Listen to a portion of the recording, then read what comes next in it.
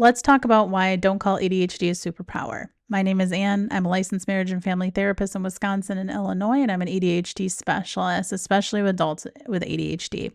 And I like doing educational videos, so it's important to know, please check out my social media policy. All of these are educational only, and I do want to pass along some information because whether it's for you and you're trying to further understand or send this to a loved one to bridge understanding.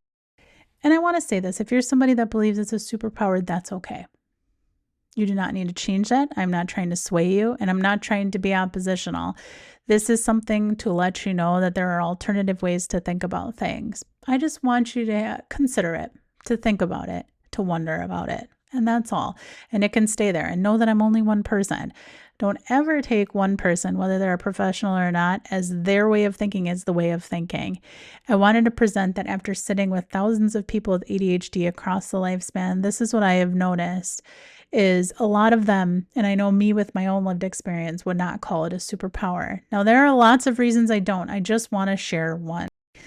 The largest one for me is it minimizes the struggle for those with ADHD. When people talk about things that they haven't gotten formally diagnosed, they self-diagnose, or they're talking about everybody's a little bit ADHD, or they say ADHD is a superpower. Saying it's a superpower sounds like toxic positivity to me, and it's not talking about the reality of it. And there can be great things about ADHD, 300% more to start a business, right?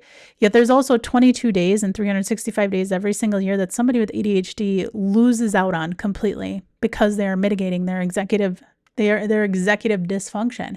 They're trying to navigate their frontal lobe 22 days every single year. Add that up with life expectancy. That's a lot of years.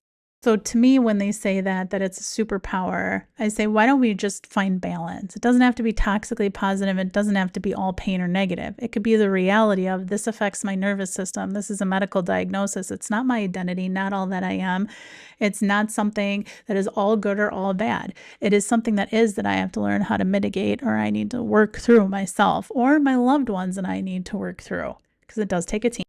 And one thing I know is that people with ADHD really struggle, and especially adults that are latently diagnosed before their frontal lobe was developed, right? I mean, before the age of 30, while their brain is still developing, sometimes nobody was diagnosed. They had no idea what was going on. It was affecting their relationships. It was affecting relationships at work, at home, with themselves, perfectionism, even things like suicidality, being diagnosed with other things such as OCD or anxiety and depression, which is strongly increased if someone's not diagnosed as a kid. These become secondary things that happen to these primary diagnoses that aren't managed or noticed. So I do want to step back and say that I just want you to consider, maybe instead of minimizing it, maybe instead of being toxically positive, why don't we just start being realistic about it? That ADHD is a medical diagnosis that affects the body and the brain. And both of them, not one more important than the other, and it affects relationships and daily living. Yet, and that could be, remember, effects, which can be things that benefit us and things sometimes that harm or hurt us, like things like addiction or transfer addiction. Divorce rates can be impacted. So I just say something to consider for the day. And whether this is for you, for your own education, or you want to send it to someone so you can bridge a gap, I thank you for being here. And evolve and heal on, my friends.